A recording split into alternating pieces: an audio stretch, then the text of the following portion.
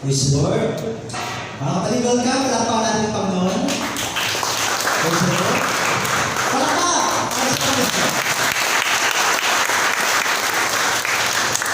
Palakpak pag tumatawag kayo ng aso, ganyan.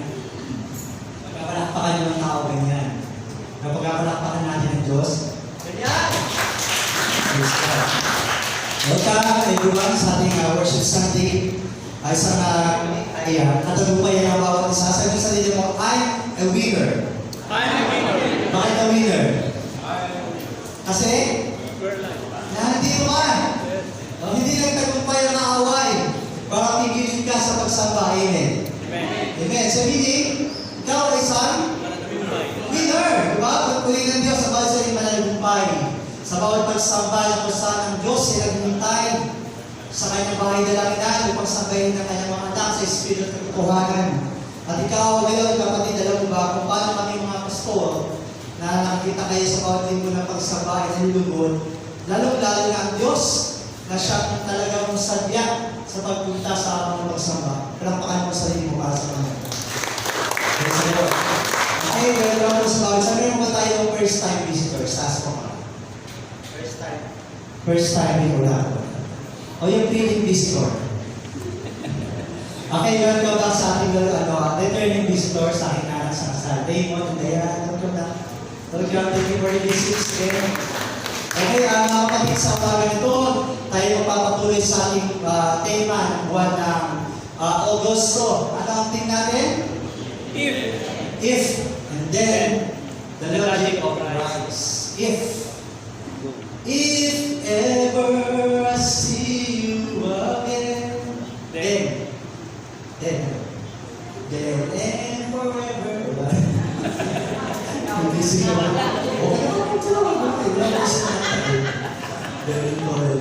Okay, even then the logic of Christ, ito yung tema ng wala ng Agosto. Sa ating scientific shape.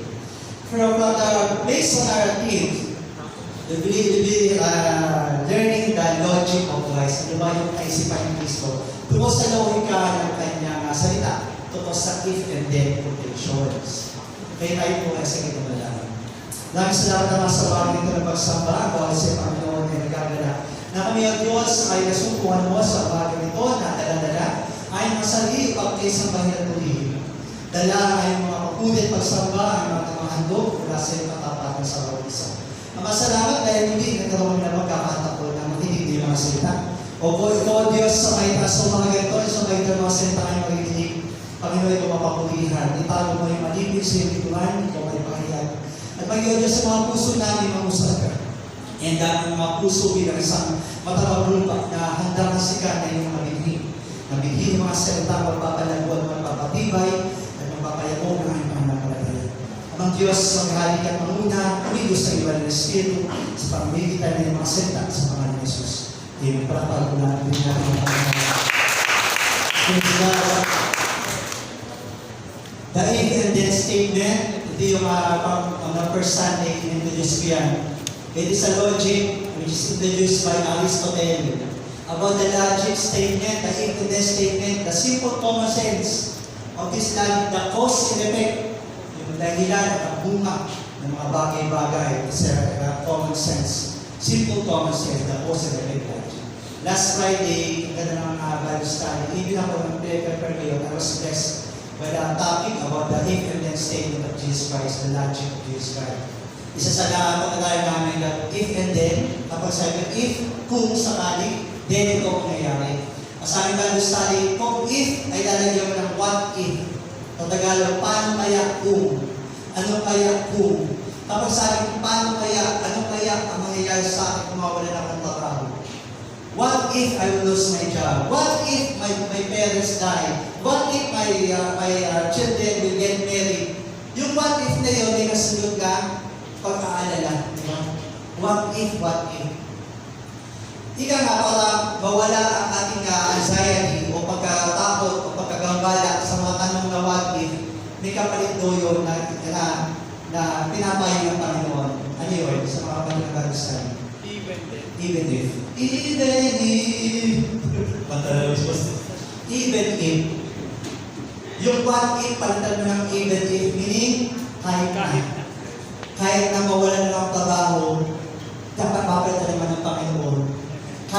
na mamatay ang mga magulang ko, kahit paano napaghandaan ko na nabigyan kami ng magandang maaga, kahit na mag-asawa mga anak ko, kahit paano na itaguin ko. Sabi ba, kahit even if, ang kasunod dito ay faith, di ba? Dahil nalala ko nga yung isang kapatiran, isama ako sa church, dahil sa Evangelical, siya ay na-confine sa Inyaris. Dinala ko siya, she's dying. Kasi sabi niya, Kuya, Kuya Rich, paano kaya pag nawala ako? Paano kaya mga anak? I mean, hindi ko siya masagot. Pero after a minute, siya rin ang nagsumagot sa kanyang tanong. Sa bagay, kahit mawala ako, hindi sila pababayaan ng Panginoon. So yung what if niya, nasundan ang ibig. Diba, ito yung example ko ng the logic of Christ. That ang Panginoon, kung meron tayong mga nakaharap na mga alalahanin sa buhay, the if and then of our cross, diba? If, ba, may nakasalta pa ng if you want to follow me, then deny yourself, diba? May mga if and then ang Panginoon sa Biblia. So today, we'll talk about the third topic for this month. If the world hates you. Keep in mind that it hated me first from our verse na kung ang mundong ito ay kasusuklaman ka, tandaan mo, ako ang unang kinasuklaman ng mundo. John 15. Okay, the unbelieving world. Jesus provides a warning of the unbelieving world. The unbelieving world hated Christ. Yung mundo na hindi niwala sa Panginoon. You can expect the world to hate those who follow His Son. Those who follow example. Ibig sabihin kung sino man mga tao sumusunod sa Panginoon, maging sila ay kinasuklaman ng mundo. Jesus warns His disciple as He warns us. Expect the world to hate you for loving Christ. Asahan nyo na kapag kayo ay sumunod at nagmahal sa Panginoon, asahan nyo ang mundo ay kasusuklaman kayo. It's the word of the Lord. Jesus provides warning. If He, Christ, suffered at the hands of the believers, then Christians can expect to be immune from suffering. So, mga salita ng Panginoon dito sa ating binasa, sa ating the reading of the verse for today. Ito ay mamapangungusap ng Panginoon sa kanyang mga apostles, sa mga disipulo. We talk about the sufferings that will suffer from the hands of the unbelievers. Nang sabi niya, nararanasan ko ito, pero alam niyo ba, kapag kayo ay sumusunod sa akin, mararanasan ka rin ito. Sino kaya ang, kumbaga parang may palalakot, bakit kami susunod sila Panginoon? Kung ako ang mga follower ko pala ay mahihirapan din. So, but from then, this stress that those sufferings will be faced by the followers of Christ, ang kanyang mga followers, ay talagang marunasa. Kaya ang Christian dapat immune sa suffering. Hindi mo naging Kristiyano ka na ay nangangako to na better process. Hindi mo naman naging Kristiyano na naging born again ka na, ang kasunod dito ay karamihan, kayabanan, kalakasan, kapayapaan. Hindi po eh. Kapalit pa kay sufferings. Ang tagal ko lang yung Kristiyano, when I was young people, ang dami na sabi ko lang naging born again ako, nagkakaroon ko buhay natin, ganyan. Wala. Nung ako'y bago pa lang na, sabi sa akin, ikaw, okay, legit. Wala nang born again ka, nagkaganito na tayo, para sinisisi sa kanyang born again. Di ba? So, hirap mag-testify na pinasok mo pananampalataya ay convincing. Di ba? Pero the word said, magaganap sa mga anak ng Diyos ang sufferings. Let's go back to our words. John 15:18-25. John 15:18. Kung nabubuot sa inyo ang sanlibutan, alalahanin mo, ako muna ang kinabutan nito bago kayo. 19. Kung kayo'y taga-sanlibutan, kayo'y mamahalin ito bilang kanya. Ngunit hindi kayo taga-sanlibutan. Sabi ng Panginoon? Sino po sa Panginoon? Mga disipulo. Ano yung mga disipulo? Mga followers at mga Kristiyano. At ang sabi ng Panginoon sa mga disipulo, hindi kayo taga-sanlibutan. Kayo, ikaw, ako, hindi daw tayo taga-sanlibutan. At dahil hindi tayo taga-sanlibutan, dahil pinili ko kayo mula dito, kaya nakukuha sa inyo ang sanlibutan. Di ba? Sila dito yung nakaranas na siya bago pala ng Kristiyano ay pinapersecute. Hindi lang tipong sasaktan ka. Para Diba? Inuusik ang iyong pananampalataya, di ba? Kaya nga ang outcome ng mga bagong Kristiyano, kinakaya nila ang pananampalataya kasi may kasunod yun. Pang-uuyang, pang-uusik. Ngayon nga, okay lang nga ngayon ang Christian dialect, ang Christian world, ang born-again Christian. When during our time, masyado talagang para bang tabu ang pagiging born-again. Ngayon, di. It's fully accepted that you are born-again Christian. Pero dati, gano'n na discrimination kay Christian. Kaya during our time, talagang nahiya kami pag maraming Christian. Kaya na ako, pastor na ako, nahiya ko yung pastor ko. So, it is a matter of how you fight for your faith, how you flex and demonstrate your faith before the world. Kasi nga kapag nalaman, ay, Christian ka na, ay, hindi ka na uminom, ay, hindi ka na nagsasakla, ay, hindi ka na nagsasakla, ay, hindi ka na nagsusunod. Ang daming bawal ng Christian. Let's talk about Jesus Christ. Who are the haters of Jesus Christ? Ang sinabi ng Panginoon, kung kinakukutan kayo na sa limutan, tandaan niyo ako, unang kinakukutan sa limutan. Sino po ang mga haters of Jesus? Sino ito ang mga bashers at haters sa kanyang Facebook, Instagram? Uy, dito po kasi ito. God bless them, bless them. They're a part of your persecution. May mga basher tayo, di ba? Kasi naman, mayroon wala mga basher yan, mga nakakasinta sa buhay mo. Those haters, a part of your sufferings. Kasama yan sa spice ng buhay mo. Di ba? But Jesus Christ Himself, though He has no social media, Jesus Christ has haters and bashers. So, number one, they are the Pharisees. Sino mga Pharisees? They are the members of the Jewish sect, mga sekta ng mga Hudyo. Of the intertestamental period noted for strict observance of rites and ceremonies of the written law and for existence. So ito mga Pariseo, sila nakakaalam ng mga batas ni Moses, ng mga lumang tipan kung saan napaka-strict nila sa pagpapa-implement, magpapatupad ng batas ng Panginoon, ng Yahweh. Why they hate Jesus Christ? They hated Jesus because He called them hypocrites. Tinawag sila ni Jesus ng mga hipokrito eh. Ikaw kaya, sabi ang hipokrito. Ano makakadama mo? Galit ka at hater ka na rin niya. Di ba? So, Jesus Christ called them hypocrites and He threatened their security, prestige, and income. Threat si Jesus sa mga Pariseo, sa kanilang pinagkakakitaan, sa kanilang seguridad, sa kanilang posisyon, sa kanilang prestige. So ito ang mga haters. Second, haters of Christ, they are the scribes. Mga scriba. They had the knowledge of the law and could draft legal documents. During this time, sa mga lawyers, they are the mga public, Servant. public servant, sino magawa ng mga natawag? Certification. Yung mga certification, di ba? So they draft contracts for marriage, divorce, loan, inheritance, mortgage, the sale of the land and the like. So the mga scribes, something like parang mga lawyers, di ba? Mga notary publics. Okay, di ba? Yung mga niya, mga bashers. Why they hate Christ? They hate Christ because Jesus was criticized by the scribe for disobeying the Mosaic law. Alam din nila ang batas ng Diyos, ng Yahweh. At nakita na si Jesus ay, siya raw ay, nag-disobey, binabiolate, lalo na yung batas na pamamahinga. Di ba? During the next day, He was decried in Judaism as a failed Jewish Messiah claimant and a false prophet by most Jewish denomination. These people are the haters of Christ and they're telling that Jesus Christ is a false prophet. Di ba? Next, the Sadducees. They are the members of the Jewish priestly sect. They were generally from the aristocracy of Israel. They are wealthy. Mayaman yan. Upper class, may political, social, and religious influence.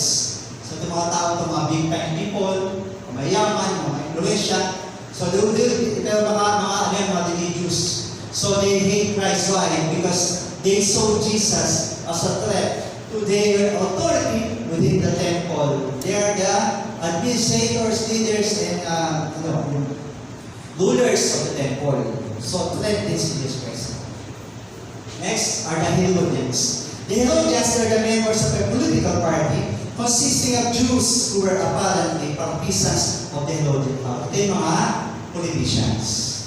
The politicians of the Herodians, ang kanilang partisan ay ibalik ang pamilya ni Herodes sa politika. Para mga Luterians, mga Marcos, so nila silang partido. So, Herodians are part of the people who are the haters of Christ. Why they hate Christ? They question the source of Jesus' of teaching authority. Saan ba nagagaling ang kanyang karunungan, ang kanyang kagalingan sa pagtuturo? His views on beliefs like the resurrection of the dead, and whether it was lawful or not to pay taxes. Sila ang nagtanong kay Jesus, tama ba magbayad ng tax kay Cesar? Diba? So, ito yung mga tao sumisilip sa pamalian ni Jesus. And the last, the haters of Jesus Christ are the chief priests and the elders of the church. The chief priests were members of the priestly families, and the elders were the community leaders and judges who applied the law. So why they hate Christ? They were angry with Jesus for upsetting their tradition and some of their struggles about the law. Galit sila kay Jesus dahil yung kanilang mga tradisyon, yung kanilang mga pamahiin ay binabiolate, binibreak ng Panginoon. And struggles about the law, yung butas ng mga batas. Diba? Alam niyo ba yung mga batas sa atin, minsan yung mga butas. Diba? Example nga yung batas na dapat may matupad. Yung bang ikaw na nga binangga, ikaw pa makulong. Kapag yung bumangga sa'yo, namatay, ikaw pa nakulong.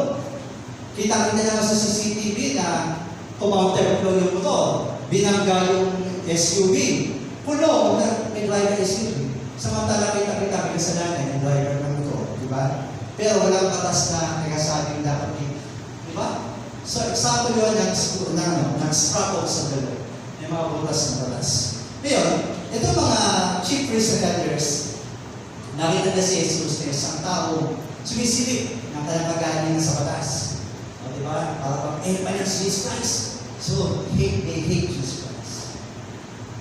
If the world hates you, then, kung nasusuklam sa'yo, kung galit sa'yo ang mundo, then what? If your family hates you, then what? Expect persecution. Kung ang mundo nito ay hindi panig sa'yo, kung ang pamilya mo hindi panig sa'yo, kung mga masasagot ka, hindi kakilala mo, hindi pabor sa ginagawa mo, expect persecution. Sa John 15:18-25, alalahanin niyo ang sinabi ko nito. Walang alipin higit kayo sa kanyang Panginoon. Kung ako'y ilusig nila, usigin nila kayo. Kung sinusunod nila ang aking sinabi, susundin rin nila ang aking sasabihin. Subalit ang lahat ng ito'y gagawin nila sa inyo dahil sa akin. Sapagat hindi nila kilala ang nagsugo sa akin. Why Jesus Christ hated by people? Bakit ang Panginoon ay kinusukruman ng mga tao ito? Because Jesus Christ stood against the established order of things and spoke out against all. Kinakatawanan. Tinayuan ng Panginoon ang mga bagay na ma-establish ng order, mga tipong pinapaniwalaan, tradisyon ng tao, at sinabi niya ito ay mali. Naging nagre-review ang Panginoon. Pinamumukha niya sa mga tao na mali ang kanilang ginagawa. That's why they hated Jesus Christ. Diba? Tayong mga anak, pag tayo nasisip ng mga magulang, naiinis sa mga magulang natin. Pag na balik mo na kita, kahit na balik mo na kita, diba? So, kapag may mga nagtutuwid na i-inspire, gano'n na nakamdaman ng mga haters Jesus Christ. Eh si Jesus, mahilig mag-review. Mahilig tumingin ang mga mali at kasalanan because Jesus Christ stood against the established order of things and spoke out against them. We who believe in Jesus Christ are promised that we will be persecuted as He was persecuted. So don't be surprised when people hate you because of your faith. Huwag daw kayo magugulat ng tao ay ayawan kayo, layuan kayo, iwasan kayo dahil sa inyo, parang kalatagan. Bakit sila mo iwas sa inyo?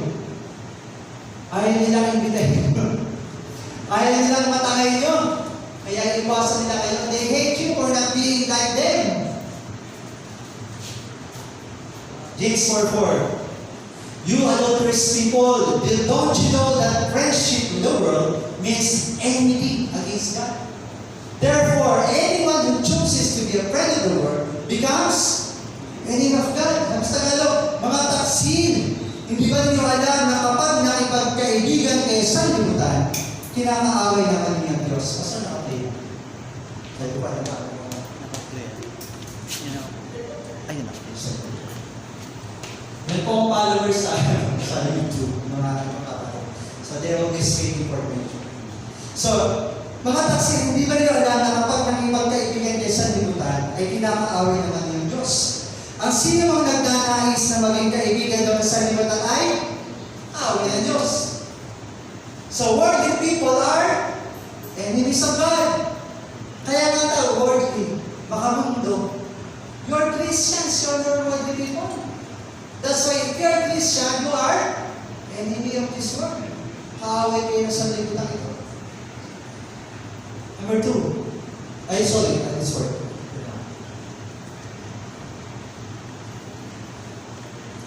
If the world hates you, then, ano daw? Be found guilty in nothing but for the faith in Jesus Christ.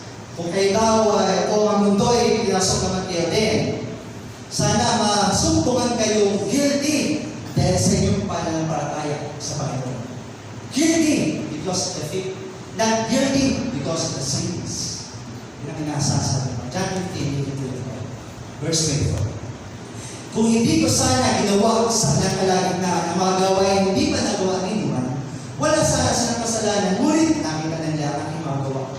Subalit sa kabila nito, kinapuputan pa rin nila ako at ang aking mga. Subalit nangyari ko, upang matupad ang sinasabi ng kausayan, ang sabi, napuot sila sa akin na walang dahilan. They hated Christ without no reasons. Ano ba mga reasons sinabi natin kanina ng mga scribal palasil, mga Herodians, ano sabi? Anyway, it's insecurity. Try lang si Jesus eh. Lahat, wala sila nakita. May mga mali sila, pero wala nang proof na mali ang ginagawa ng Panginoon. So, sabi ng Panginoon, nasusulat, napuot sila sa akin na walang dahilan.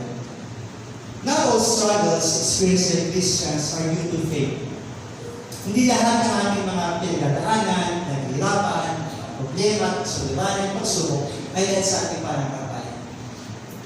Sometimes, ang ating mga struggles ay dulot ng unkindness. Mga tao hindi naging mabait sa atin. Sometimes our struggles are due to unfair treatments or immoralities. It's not due to our faith, but wala ka naman, okay ka naman, pero outside, di ba, ito ang bumagawa sa iyo na struggle. Napakamaingat mo mag-drive, pero yung ibang tao, hindi pa naman mag-drive. Walang iyan mag-drive. Di ba? So, not all struggle are from our faith. Sabi sa 1 Peter 4:14-15, pinagpala kayo kung kayo'y pinuputya dahil kay Kristo. Bless the Lord. Sapagkat sumasa inyo ang Espiritu ng kalortian, ang Espiritu ng Diyos. 15. Huwag nawang mangyari magdusa ang sino man sa inyo dahil siya ay mamamatay tao. Magnanakaw sa langit o pakialanero. Ito ang second point natin eh. Jesus, the world hates you. If the world hates you, then be found not guilty of the sin, but be found guilty of your faith. Sana masumpungan ng mga Kristyano, hindi siya nagkasala dahil na siya ay nasumpungan ng nakasalanan dahil siya pumatay, siya nagnakaw, siya ay salapin o siya ay pakialamero. But, sabi, ngunit, kung kayo magdusa dahil sa pagiging Kristyano, huwag ninyong ikahiya. Don't be ashamed of suffering because of your faith. Magpasalamat kayo sa Diyos sa pagkataglay ninyo ang pangalan ng Kristo. The more you suffer because of your faith, the more God will bless you. Therefore, let's talk about, magiging tayo, practical tayo. The four common ways Christian compromise with the world. Ano ba? Marami, pero ito yung apat na kalaniwan na tayo mga Kristiyano, kinokompromise natin ating Everyone has social media. Sino dito ang walang social media? Meron man 20 active. Sino ang active sa social media? Ako ay walang social media. Do you know that? We all know. What you post on your social media reflects your personality. Tama. What you post on your social media reflects your minds, your hearts, and your inspiration ng kailan. Lahat ng bagay. Kapag ay tao ko, laging ito pinapos niya. What you post on your social media reflects your interest in your life. Ano yung mga hobby mo, ano yung ginagawa. Diba? Social media is one of the best things that people see artificial thing. For today, hindi mo kailangan buhay na bumayo by just clicking on the social media. You can flex and demonstrate your faith. To all the active people or Christian or posting about their faith, keep on, God bless you.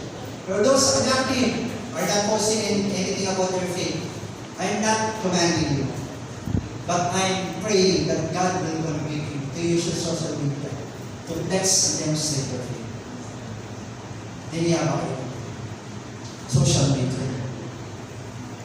Sabi sa 2 Timothy chapter 4 verse 2, ipangaral mo sa salita ng Diyos, pagsikapan mong gawin yan, napapangalaman ulit. Himungin mo at pagsabihan ng mga tao, palakasin ang kanyang loob sa mga ng matyagang pagtuturo. Napaka-effective po na social media. Kaya ito pa namin vlogger eh. Kanya-kanyang content eh, di ba?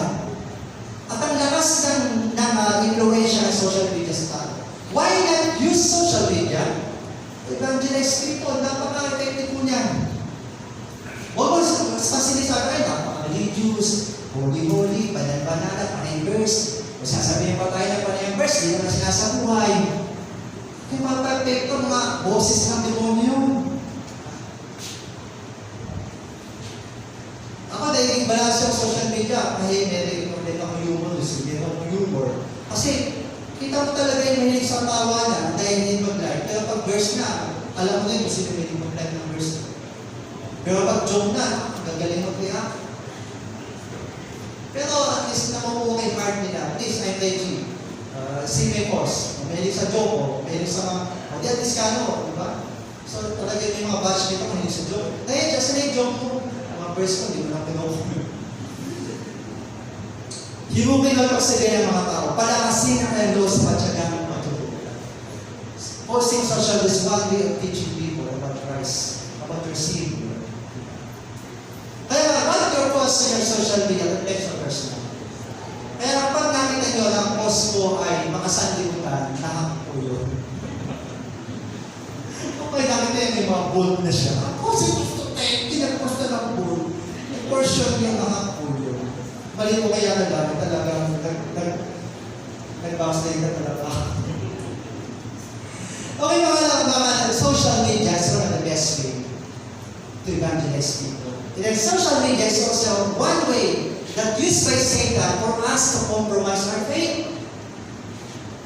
Sa isang Kristyano, dapat di nakikita mga post sa pagsanlibutan. We as pastoral, like sa board, may mitikuloso kami sa pagtitingin ng mga post ng members. Nagkakasya ko sa mga post ko. Mga chismoso din kami sa mga post ko. Kahit paano we're observing, kamusta na mga member? Are they growing? Are they maturing? Kasi sa post ko lang, nakita namin talaga mga mature na yun. No? Nai-engage namin siya. Kapag meron kayong pinost na out of this board o kaya hindi tama sa faith, you know, pinipilihan ko. Ang ginaan na, maganda ko sa member ko. Hindi ko sabihin ko sino ang lagi ng post, kapag walang pera na, I advise her and him. Huwag mo na kinopos yan. Dahil mo inaantak at nahirapan. Okay yan, ang ganda-ganda ko. Totoo yan. Huwag po. Pero yung hindi lang pero wala. Don't post those things na nagsasabi mahirap ka. Dahil mo na-entertain ang mahirapan. From then on, Pastor, thank you for the heads up. Ako yung nakikita kapag may mga post na hindi ka tatagdakan. Social media mo yan, post nga, as your pastor, guiding you in one way of pleasing the Lord in your life, I just want, gusto ko makita. Okay?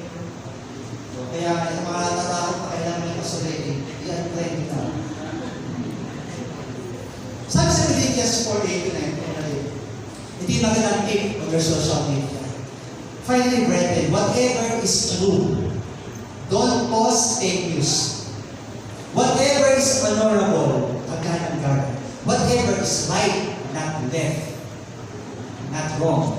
Whatever is pure, whatever is lovely, whatever is good repute or good report, is there is any excellence in any word of praise, dwell, do such things. Example na social media natin. Kaya nga, di ba? Think before you click. 5 things to never do on social media. Tip ko lang. 5 bagay na huwag mong gagawin sa inyong mga social media. Number 1, don't post when you are emotional. Parang ano yan eh. Don't promise when you are happy. Don't decide when you are sad.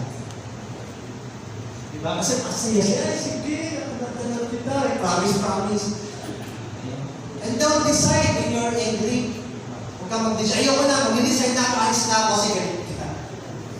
Something like that. Don't post when you are emotional. Kahupain mo muna sa dito. Huwag yun ang hinilig ka na magpipindot sa social media. At dumalang magbuka. At patamaan ang iyong basher. Number 2, don't post photos in compromising situations. Picture, photo, na nakaka-compromise na hindi dapat makita sa isang Kristiyano ang mga photos. Number 3, don't post inauthentic content. Huwag kayo magpo-post, mag-share na hindi pa verified kung tama o mali. Hindi ako dyan, isa na lang share na hindi pa verified. Number 4, don't post offensive and discriminatory comments. Huwag kayo maging basher. Okay lang kayo i-bash. Kaya sabi ng Lord, okay lang kayo i-bash. Huwag kayo mag-basher. Number 5, don't post confidential things. Mga bagay na confidential. 5 things to do on our social media. So don't compromise your faith. If you're in the social media, use it to evangelize, to proclaim, to demonstrate, to cleanse that I'm a Christian. I'm a believer. Okay? Tatakapin friend kayo ng mga believers. It's up to you if you want to fight for your faith. Number 2, politics. I'm not saying entering into a politics is compromise. O okay ang politika. Sabi sa verse 13:6 ng Roma, iyan din ang dahilan kung bakit kayo nagbabayad ng buwis. Ang mga pinuno ng pamahalaan ay mga lingkod ng Diyos at ito ang kanilang tungkulin. The Bible said, those political servants, the public servants are servants of God. Kaya kapag isang Kristiyano naging politiko, servant of God siya. Diba?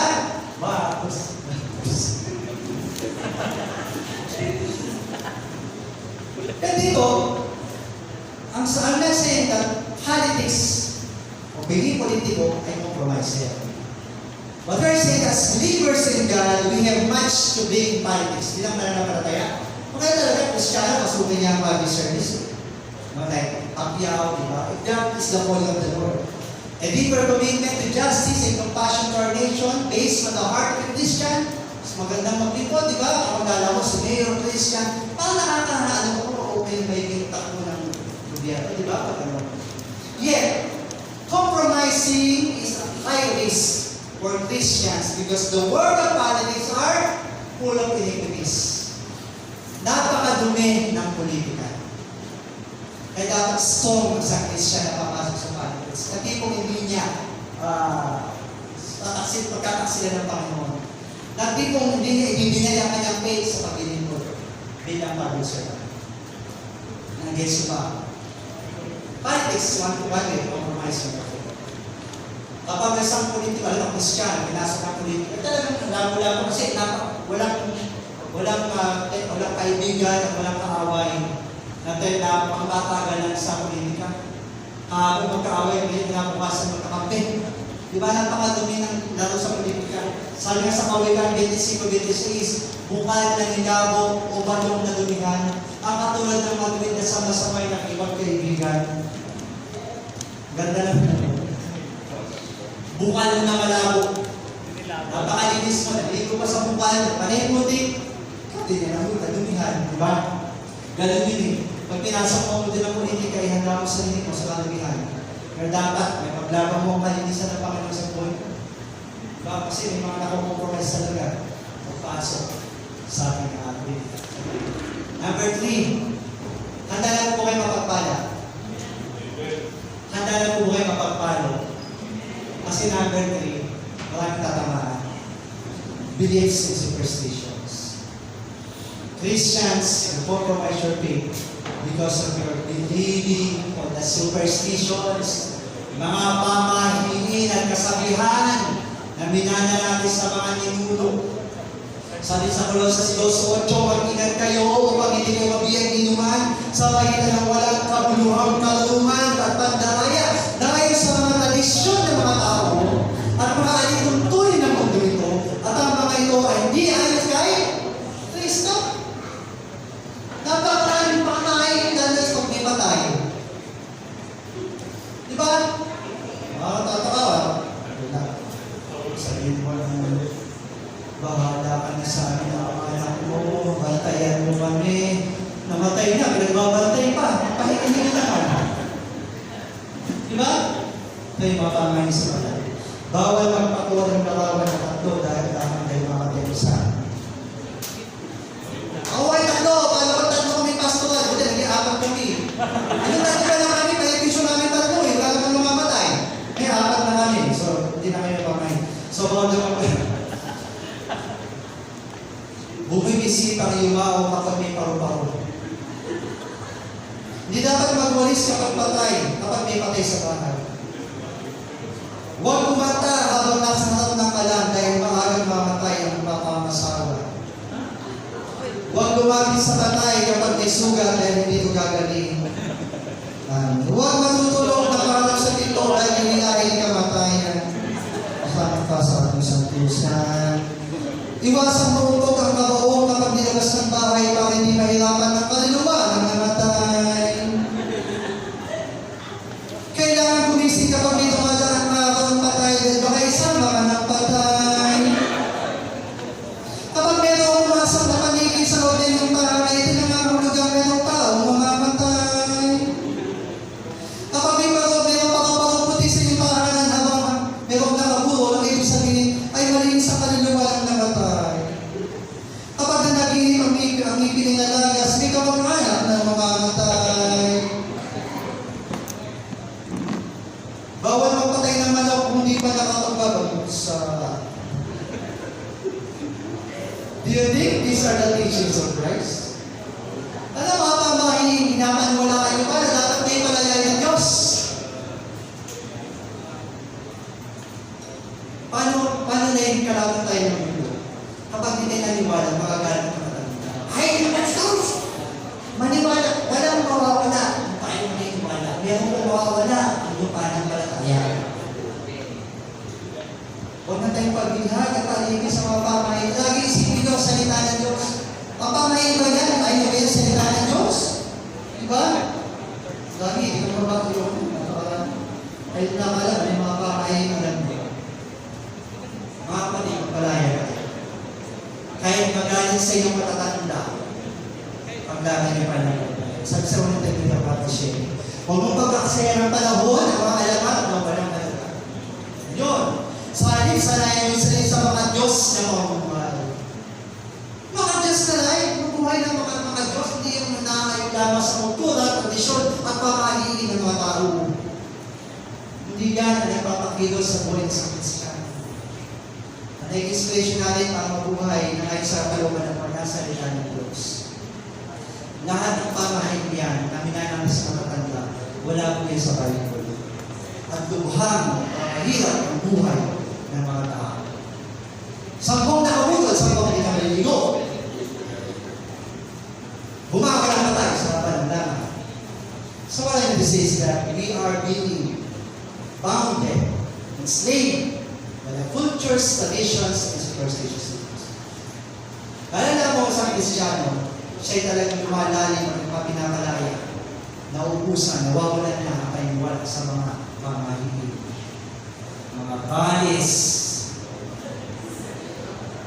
So, hindi sa aking Bible study. Pastor, sabi ko ng tiyan ko, Pastor. Tinawag ko may anak ko, nagpapahay ko po, baka kumawala. Kristyano na, naniniwala ko sa bahay. Gusto ko sana magpusa, ako na po, naduduruan ko yan. Marami. Dapat malaya na tayo yan. Magtataka nga sila siya, ba't hindi ka na naniniwala? Because, it's the word. It's their belief. Kapag hindi ka naniniwala, magalit sila siya. Definitely. So be it. As long as you're fighting for your faith, standing in your faith, kasi yan ang ginawa ng Panginoon. Kung ba siya kanya sa naman ng may skriban para sa inyo? Stand what is right. And He will rebuke what is wrong. Number four, the word we speak. We compromise, Christians, we compromise to the word sa mga salitang sinasabi natin. Huwag kayo gumamit ng mga masasamang salita, kundi yung mga pagpapalakas at angkop sa pagkakataon upang makapagdulot ng mabuti sa mga nakakabuti. Words that is encouraging, words that is inspiring. Kaya mas sikat ng mga social media influencer, it's because of their words that lalo mga motivational speakers. The Lord wants us to use our words and to speak about our faith. Hindi siya yung makakasira, kundi siya yung makapagpapabuko ng ating kapwa. So, there are four common ways Christians compromise with the word, social media, politics, beliefs, and superstitions, and the words we speak. We keep on. You said, right is right, even if no one is doing it. And wrong is wrong, even everyone is doing it. Sabi sa Tagalog, ang tama ay tama kahit wala nang gumagawa nun. Ang mali ay mali kahit lahat ginagawa yun. Tama ba yun? Okay, pagkakapag-usapan natin. Ulit ko lang yung post ni RG sa araw. Kaya kung sabi ko, meron post ko kasi yan ang Sunday speak, Sunday message, Sunday gano'n. Makisama ka, pero huwag kang makisama. Huwag mong kusuntihin yung mali kahit close pa kayo. Kahit kaibigan mo, kapamilya mo, kapamilya, pag may ginawang mali, huwag mong kusuntihin. Pwede mo siyang intindihin, pero dapat alam mo pa rin pagkakaiba ng tama at mali. A good friend is a good believer. Ang mabuti pamilya at kaibigan ay nagtutuwing at tama. Let's talk about this. Wrong is wrong and right is right. Young people, please listen. This is very important for you. Casual sex. Today, kaya hindi makakasal, magse-sex. Uso eh. Mga artista na hindi makasal eh, nakalimutin na eh. Uso. At kapag ginawa mo na, hindi na ganun ka-big deal ngayon yun. Kasi mga artista ka, hindi kasama, hindi makasal. Casual sex. Okay, hindi pa sila magkarelasyon, nakipag-sex kung kali-kanino. One night stand na tinatawag. Sa mundo ito, parang karaniwan na yan, di ba? But still, it is wrong. It is still wrong. Even all the celebrities, the Hollywood celebrities or the Philippine movie industry, mga artista yan, kahit ginagawa na lahat yan, is still wrong. Ano dapat? Girls, ladies, single ladies, this is not the virginity. It is still, yan pa rin ang pinakamahalagang utos. Sabi nga yan ang pinakamahalagang may dinagano mo sa iyong mga kapasal. Preserve your virginity. Naalala ko si Nicole Reyes, kasi na si Mayor Pico Soto. Si Mayor Pico, nung siya nagpipinatatigan niya ng hanglet. Sabi niya, isurrender mo sa akin na kapag nawala na ang virginity. Lalaki yun. Hindi naman nililipon nila sa kanya. Meaning, kapag dumating sa pagkakanagkaroon, na-experience si Biko na hindi pa siya kasal, pag sinurrender niya, meaning, nasira ang covenant niya sa kanyang mga. Something like that. Sa mga may relasyon, sa mga may asawa, fidelity. Ang kakarapan sa bawat isa. Puso ang babae ulit. May sila pamilya, may mga kabit, ganyan. So, mga kabilang bahay. Ang dami, rampant eh, mga artista, nagpakasal, nag-divorce. Bonggang kasal ng divorce. Isang taon lang, 3 araw, nagsama, naghiwalay, uso eh. Kaya mangyari na sa akin, hindi nakakaya, dahil ganyan ba? But it's still wrong. Wrong is wrong if everybody's doing it. Right is right even no one is doing it. Single ladies, single boys, preserve your virginity. Married woman, man, please, have a baby. Balik ka pa kasi. Next, corruption. Gusto ang corruption. Bakit naman? Kapag sa'yo politiko ka, corrupted. Kaya dapat, honesty and integrity. Although lahat corrupt eh. Kung magturuan sila, lahat naman sila corrupt. But, still, what is right? Honesty and integrity. Next, good and bad luck. Sino niniwala sa swerte? Malas! Huwag kayo maniwala sa swerte, malasyon. Sino niniwala sa ganyan? Kristyano na niniwala ko sa swerte. Ay, nakoy, kasiyanin mo anak. Kasiyanin mo naman. Bless ang dami sa Christ right. Blessing plus chastisement. Sa akin, pinagpala at pinalo. Yan yung malas sa swerte sa akin. Ay, are you blessed? I'm blessed. Are you not blessed? I'm chastised. Yung sa'yo ako yung pinalo ng Panginoon. So yun sa akin. So right, what is right is a blessing. This is chastising. There's no good and bad luck sa Christian. Vices and diversion. Mga tao na ito, ano yung diversion ko? Kaya lang akong bisyo. Itong pangalan, ba't ako nalilibang? Ito yung nagpapagaan ng sarili ko. But still, that is wrong. What is right? God leading. Ang buhay, mga loss. And right. And number 5 is unforgiveness. Hindi mo siya papatawarin, hindi mo siya bigyan ng tawad. Pag siya mapatawarin, hindi mo siya nagbabago. Pag siya mapatawarin, ang beses na siya pinatawad, paulit-ulit. Yet, unforgiving is still wrong. Kasi ganito saan tayo ng Panginoon magpatawad. Sa kabila ng hindi gusto. Kaya sabi ko, ang pinakamahal ng pagpapatawad, di sa panahon na nakalimot ka na. Di sa panahon na nahimik ka na. You know, forgiving in the times of you are hurting. Ang pagkapatawad sa panahon na nasaktan ka. Kasi ganyan lang ginawa na Jesus ang krus eh. Kasi nakapako sa krus, sabi niya, Panginoon, patawarin mo sila. Meaning that God, Jesus Christ, is telling us being a model of forgiving. Kung paano magpatawad sa panahon na ikaw ay nagagalit. Sa panahon na kinasaktan, sa ikaw pa hindi pa nakalimot.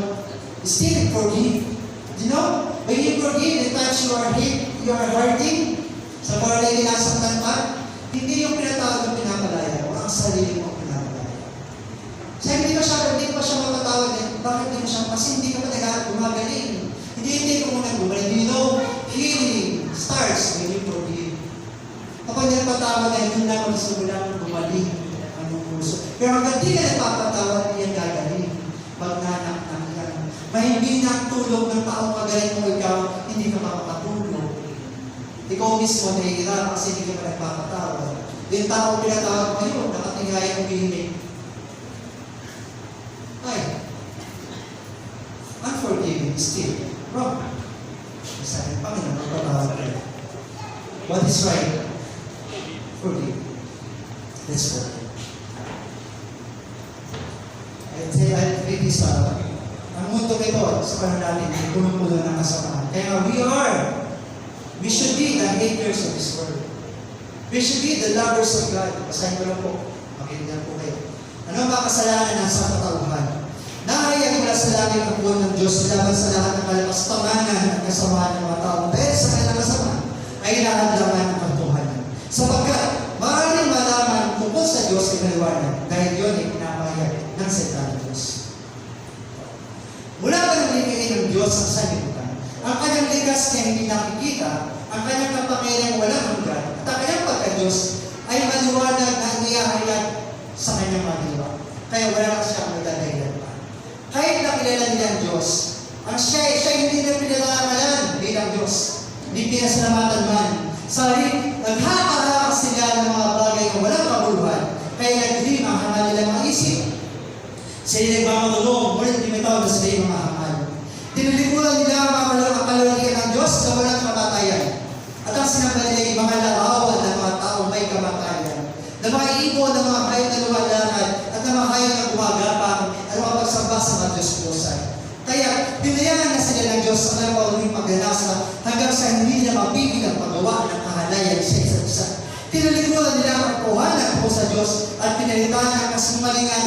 Sinamba nila at pinaglinturan ang manilikha sa halip na ang lumikha na siyang dapat papulihan pagpakailangan. Dahil dito, hinayaan sila ng Diyos ng mahali na pagganasa. Ayaw nang makipagtarik ang babae sa lalaki ay sa likas na kaparaanan. At sa halip ay sa kapwa babae sila nakipag-ugnayan. Ganoon din ang mga lalaki, ayaw na nila makipagtarik sa mga babae ay sa likas na kaparaanan. Sa kanyang kapwa lalaki sila ng humalik. Ginagawa nila ang mga suklam na bagay kahit sila ipapahusaran ng narapat sa kanyang nasa mundo. Dahil ayaw nila kilalanin ng Diyos. Hinayaan sila ng Diyos sa masamang pag-iisip at sa mga gawain na suklam-suklam. Naging alipin sila ng lahat ng uli ng kasamaan, kabututan, kasakunyan, mapuning pag-iisip, pagkaingit, pagpaslan, pagkatalo, pagdaraya, mapanilang puri, masamang hahalin, siniging mahilig sa chismis, masusuklam sa Diyos, walang pakundangan, mapagmataas, mayabang, mapagkathan ng kasamaan at suwain sa magulang. Sila naging maangal, mga taksin, mga walang puso, at di madunong bilinap sa kapwa.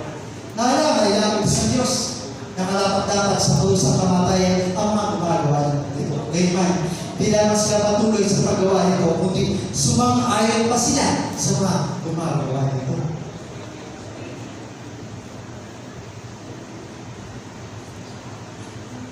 Kami mga bagay na nakita kasalanan sa mundo nito.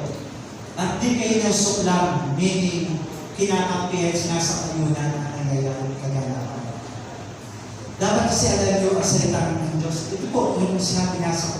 Ano ba yung alam nyo masuklam-suklam sa Diyos? Labas na tayo. Dami, palagang puno-puno ng kasalanan ang mundo nito. Naiindigan na kaiimbang na tumbo.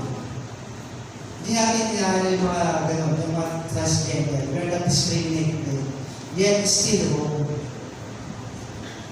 It's still on the Bible that it says that they are under judgment. Diba? Sa parang nino-normalize. Nabagay pa rin sa anak. Huwag tayong pangisaw-saw kay Carlos Yulo. Pero nakaka-touch, nakaka-assess sa magulang yung nangyayari. Sakit sa magulang mo. It is still long. Although you are very successful, it is still very long. Nakalaban ng magulang. Kahit ang sama ng magulang mo. Huwag yung makalaban ng magulang. So, nakita ko natin ako ng magulang. Christians, are you aware what's happening in our world? Are you still standing in your faith? O kasama ka na sa nakipagtawanan sa kanila? In conclusion, Jesus reminds us that the rejection of the world is due to sin. If you're like the world, we're going to love you. Kapag gusto niya ang mundo, ginaya ng mundo, ginagawa ng mundo, mamahalin kayo ng mundo. Subalit, they're going, if you differ from the world, kung iba kayo sa mundo, they're going to hate you. Still, kahit kasiguran ka ng mundo, halaga. Never lose your heart.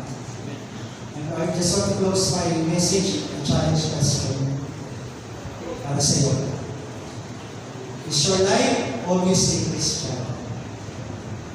Do others know that you are Christian?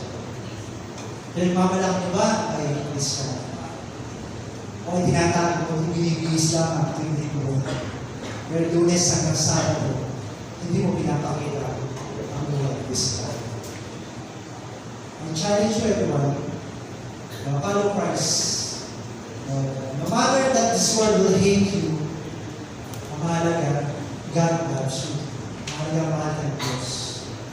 I'm not commanding you to be active in your social media posting religious or something, verses. I'm not commanding you. And yet, I'm not admonishing you in any kind of way. But I'm praying that God will convict you to be an empowered Christian. Pag malaki nyo, salita ng Diyos, ay natin kami ang pag-iisip. Hallelujah, praise God. Salamat Panginoon sa wagi ng Lord Diyos. Just we have to give our praises to your name. I call on the worship team. Let's sing. I give praises to your name. In our words, in our social media, in our lives, the way we walk our faith, may we give praise to the Lord. Magbigyan tayo ng mapulit pagsama-sama. And glorification that God's alone will receive our life, mga buhay na nagbibigay ng kalulatan sa Kanya. Is your life obviously Christian? Do others know that you're Christian? Today I challenge you. Let's demonstrate your faith. Lord, we should give glory to your name.